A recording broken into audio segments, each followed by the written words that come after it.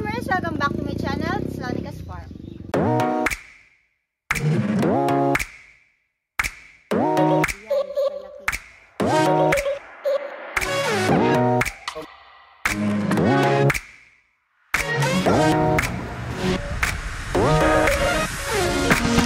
Farmers, so yan, happy to be back here in farm again. So yan, halos 2 linggo tayong walang upload dahil ayun, naggaling tayo ng Manila at nag-Thailand tayo.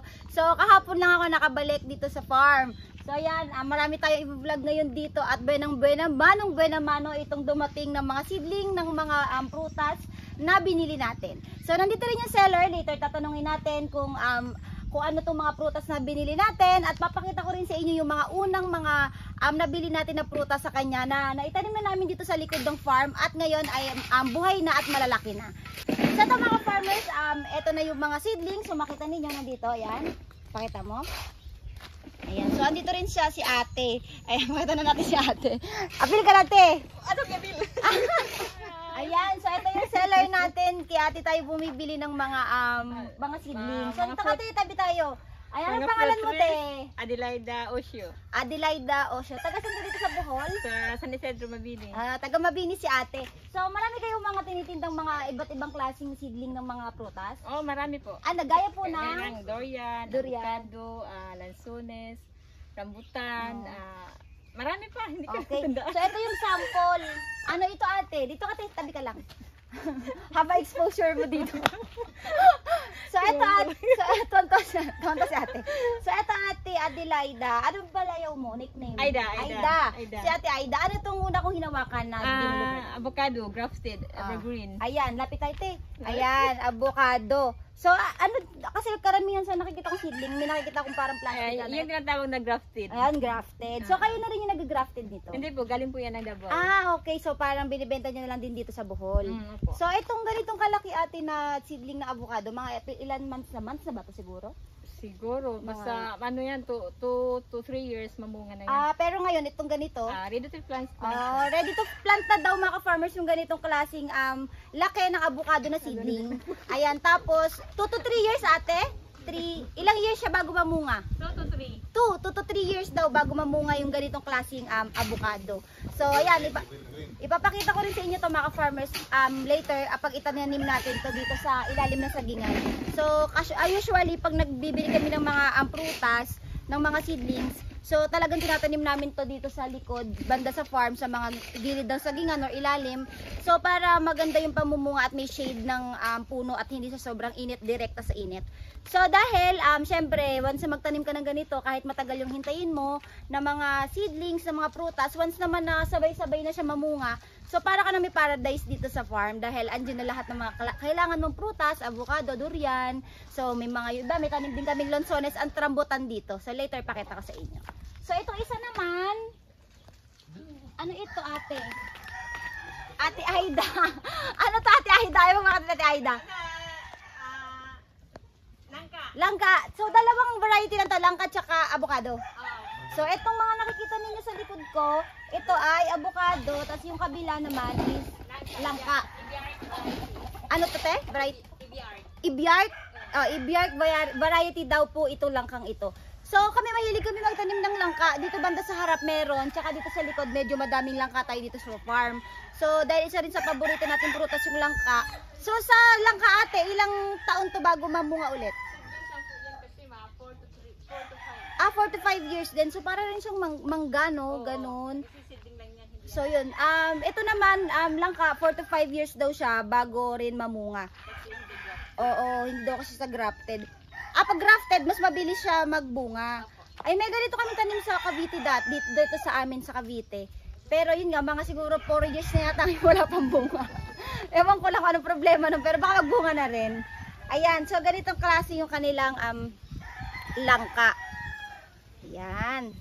So makita nyo naman magandang-maganda yung pinaka-seedlings nila at talagang makikita mo mabubuhay na once na i-replant mo na siya sa lupa. Ayan. So hindi ako nagpo-pursue ng ganito mga farmers yung as in na parang pang business. Kasi yun nga, isa sa dahilan medyo matagal yung hihintayin mong duration bago siya mamunga. Hihintay ka ng 4 to 5 years talaga sa mga prutas, lalo na sa lansones, mga mangga. So hindi kagaya ng pinupundar kong saging dito. So sa isang taon, makaka-harvest ka na, tapos twice pa dahil nag-follower pa. So, yung mga ganito mga binibili ko na itinatanim ko dito sa farm, so ito ay pangkain lang namin dito sa farm. Once na mamunga, once na may mga makuha na tayong prutas, so hindi naman mababayaran ng sarap pag sarili mong tanim yung prutas na makakain mo. So, ayan. So, later punta tayo dun sa likod. Pakita ko rin sa inyo yung mga naitanim namin na mga langka. Ayan, na lumaki na galing kila Ate Aida. Ate Aida, may Facebook page ka ba? Ali ka dito para ma-promote natin at may bumili. Mga taga-Bohol, bumili kayo. Ano to yung Facebook page mo? Adelaida Tinaco Osio. Ipapap natin sa screen, easy search ko later. Ano po? At Adelaida Tinaco Osio yung page ko. Yung page mo na mga seedling. Students Ornamental Seedlings. Okay, tapos number mo? 0936-3205-230. Oh, ipapap ko sa screen mga ka-farmers yung kanyang page. Tsaka kung saan nyo siya pwedeng makontak if ever gusto nyo bumili ng mga kagaya na seedlings na binili ko kay Ate Aida. So, andyan lang sa screen at meron din po sa video description kung gusto po ninyong bumili ng mga ganitong klaseng fruit seedlings. So, tara mga farmers, puntahan natin yung mga tanim natin na mga prutas dito sa likod ng farm. At papakita ko sa inyo kung gaano na silang kalalaki. So, tara mga farmers, puntahan na natin yung langka tsaka guyabano na nabili natin kay Aida dati. Na natanim na natin last time. So, makita ninyo yung sagingan natin, oh, malinis na yung ilalim mga farmers. Maganda na yung pagbabago. Oh, diba? Malinis na. At namumuso na lahat. Tapos so, to sa ilalim ng sagingan natin, kung mapansin niyo, meron din tayong tanim na Madre de Agua. So, ito mga ka-farmers, so, meron na rin tayo dito na tanim na rambutan. So, ito rambutan, 3 to 4 years din to bago mamunga. Ayan, usod. She! Hindi naman ikaw yung pinakikita ko, Nakaw, ang mga kulit na aso. She! Wag mo na. So, ayan yung rambutan. Kita nyo, nagbabago na siya ng dahon. So, nabili rin natin to kay Ate Aida dati. So, tara, punta natin yung langka. So, makita ninyo yung mga saging. Oh, ang ganda ng tubo ng mga saging natin ngayon. Taba. Okay.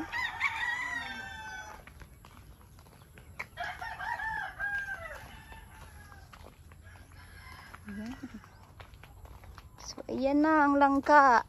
Kita ko na. Meron din tayong guyabano, mga ka-farmers na nabili kila Ate Aida. So, ayan din. So, ito mga ka-farmers, di ba? Nakita naman ninyo, malaki na siya. Yung sasabi siya nabili natin kay Aida.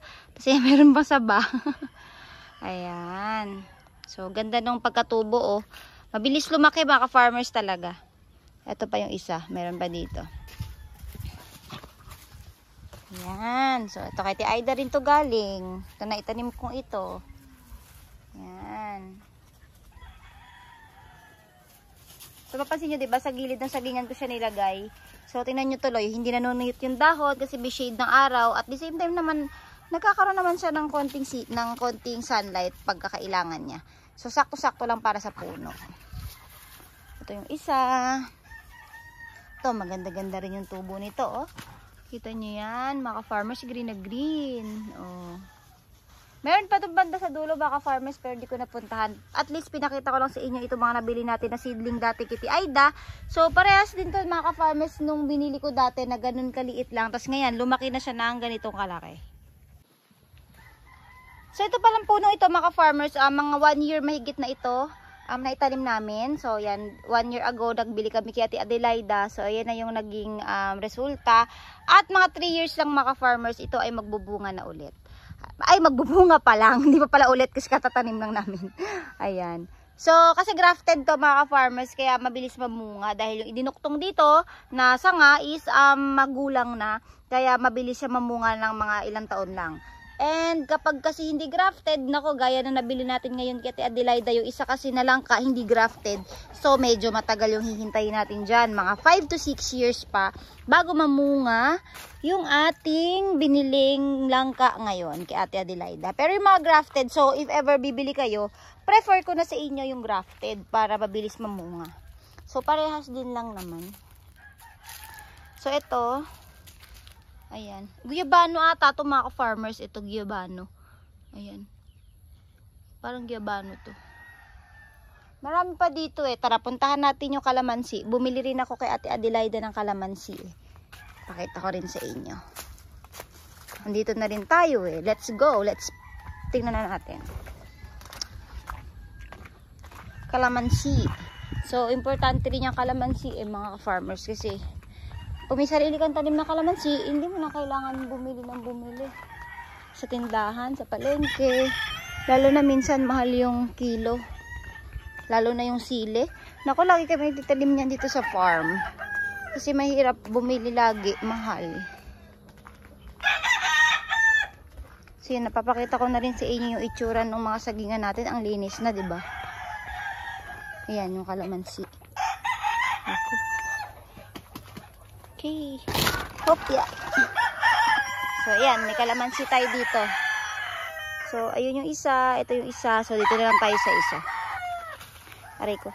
Ayan, kaya Ate Adelaida rin natin to binili. Itong mga kalamansi. So, punta na lang kayo sa Facebook page niya. Mag-check kayo. Magtanong kung magkano yung bili sa kalamansi. Tsaka sa ibang mga fruit trees na binili ko. Ayan. Kalamansi. Super ganda ng tubo. So, ito isa.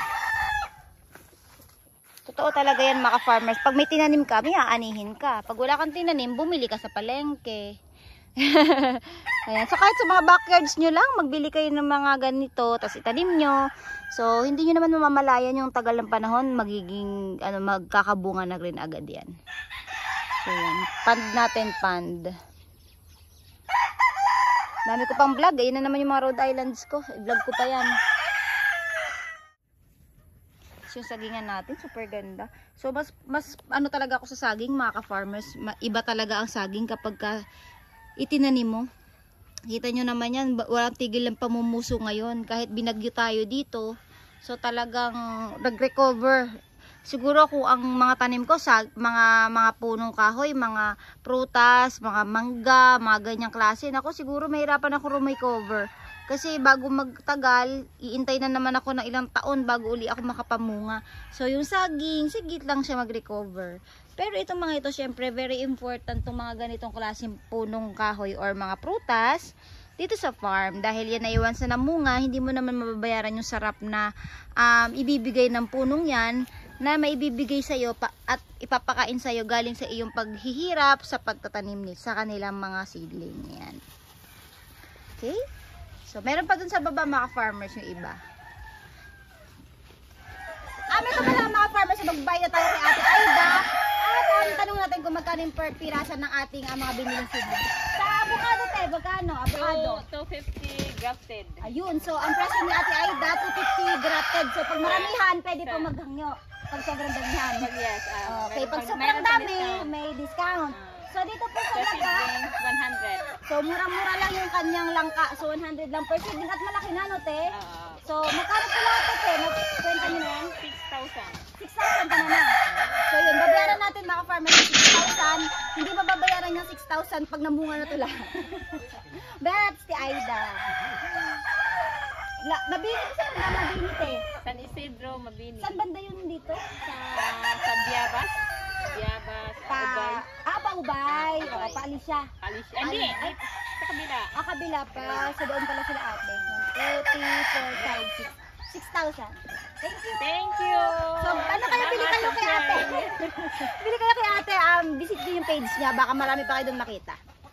So yun mga farmers, para sa video na to, kung nagustuhan nyo itong video na to, please like and subscribe sa aking YouTube channel at i-click nyo na rin yung notification bell para palagi po kayo updated sa lahat ng videos na ina-upload natin dito sa aking YouTube channel. Ayun mga farmers, masaya ako nakabalik na ako sa farm. Sobrang dami nating vlog ngayon at patong-patong. Ayan, salamat mga farmers sa panonood. Thank you for watching and happy farming.